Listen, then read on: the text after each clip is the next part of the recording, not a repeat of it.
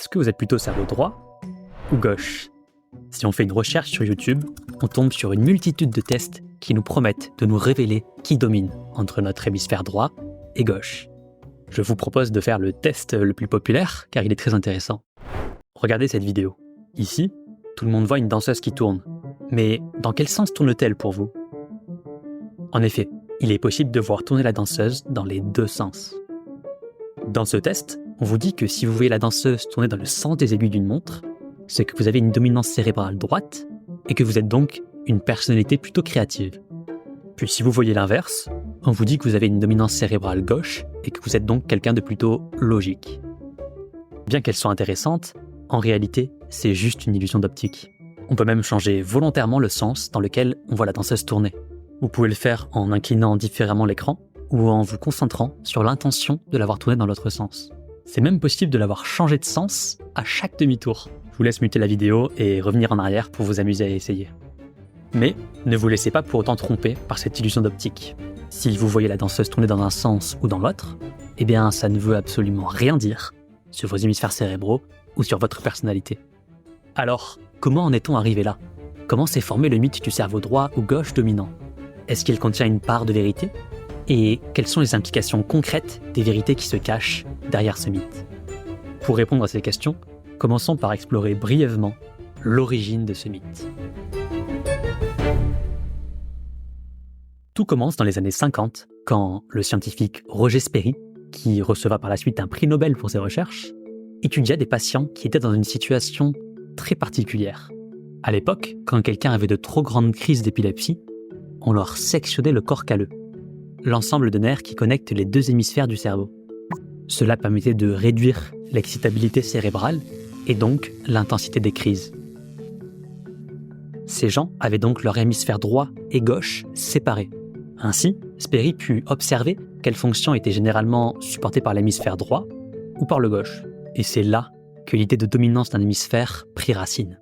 Ici, les conclusions qu'on peut tirer de cette expérience étaient limitées, car les résultats ne sont pas directement transposables à un cerveau normal, un cerveau avec les deux hémisphères connectés.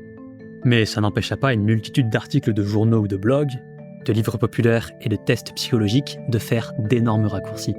Cela déforma la science et créa ainsi le mythe du cerveau droit ou gauche qui domine chez les personnes créatives ou analytiques.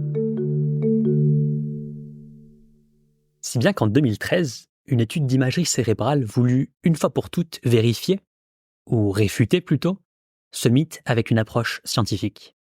L'activité cérébrale au repos de plus de 1000 patients fut analysée pour observer si un hémisphère était effectivement dominant sur l'autre. Cette étude révéla qu'en moyenne, les deux côtés du cerveau avaient une activité sensiblement égale. Au repos, il n'y a donc pas plus d'activation dans un hémisphère que dans l'autre, réfutant scientifiquement le mythe d'une dominance hémisphérique. Mais par contre, ils ont aussi observé que certaines régions spécifiques du cerveau, que ce soit droit ou gauche, étaient parfois plus activées, en fonction de ce que faisait le sujet, comme l'imagination ou la pensée. Cette observation supporte un fait scientifique bien réel qui a sûrement participé à la propagation du mythe, la latéralisation des fonctions cérébrales.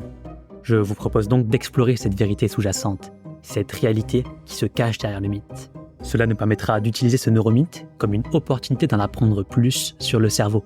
Et ça nous aidera en plus à identifier les conséquences concrètes de ces connaissances dans la dernière partie. Souvent, les mythes tirent leur force du fait qu'ils contiennent une part de vérité. Ici, la part de vérité, c'est la latéralisation des fonctions cérébrales. Le fait que certaines fonctions sont plus localisées dans un hémisphère que dans l'autre. Les fonctions les plus étudiées dans ce cadre sont les fonctions visuospatiales, qui présentent une supériorité hémisphérique droite, et le langage, qui présente une supériorité hémisphérique gauche. Et ici, on parle de supériorité seulement, car les deux hémisphères sont utilisés pour ces fonctions.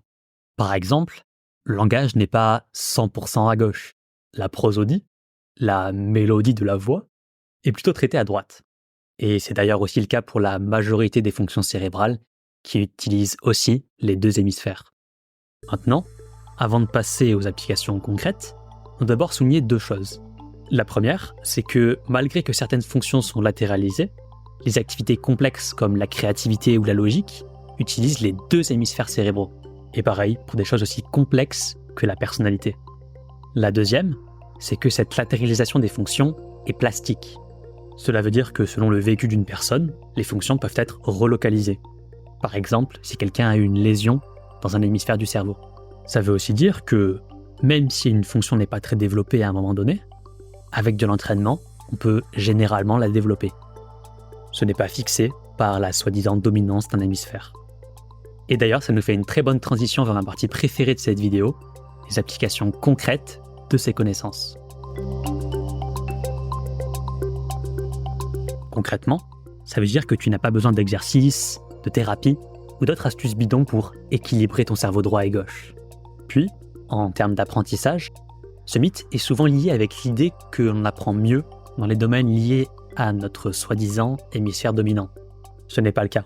Tout le monde peut développer sa créativité et sa logique, son intuition et sa rationalité, car notre cerveau est plastique. Ensuite, en termes de personnalité, on n'est pas cerveau droit ou gauche. Il n'y a pas un hémisphère qui domine et qui définit donc notre personnalité. Passer ce genre de test est une façon trompeuse et inefficace d'apprendre à se connaître, qui peut générer plus de confusion que de clarté. D'ailleurs, sur une de ces vidéos, j'ai vu un commentaire de quelqu'un qui, selon le test, était cerveau droit artistique. Elle disait qu'elle aimait effectivement l'art et qu'elle avait peur de s'être trompée de voie en ayant poursuivi une carrière scientifique plutôt cerveau gauche. Si vous êtes dans un cas similaire, rassurez-vous, pas besoin de remettre en question vos choix de vie à cause d'un test basé sur un mythe. Mais ça montre aussi un point important, le fait que les neuromythes peuvent créer de la confusion sur le fonctionnement du cerveau et avoir un impact réel sur nos vies. Par exemple, le mythe du cerveau droit ou gauche peut nous empêcher de développer et d'utiliser une partie de nos capacités, comme la créativité ou la logique, en nous disant que c'est la faute de notre cerveau. En réalité, votre cerveau vous permet de faire les deux, être scientifique et artistique, logique et créatif. Il n'est pas nécessaire de réduire qui que ce soit à une moitié de cerveau. Cela dit, même si ça n'a rien à voir avec une soi-disant dominance hémisphérique, on a tous un ensemble unique de capacités et de forces qui sont vraisemblablement supportées par notre architecture cérébrale, par la structure actuelle de notre cerveau. Tester sa personnalité peut donc être intéressant et utile, mais uniquement dans la mesure où les tests sont basés sur la science plutôt que sur le mythe. Donc pour conclure, en apprendre plus sur le cerveau permet de se protéger des mythes et des formations de la science. Même si la neuroscience est très limitée pour nous informer sur qui l'on est en tant que personne, elle nous permet d'avoir une meilleure compréhension de ce que l'on est en tant qu'humain. Donc si vous voulez en apprendre plus sur le cerveau, abonnez-vous parce que c'est le but de cette chaîne, et je vous conseille aussi d'aller voir cette vidéo dans laquelle on explore ensemble le fonctionnement global du cerveau humain.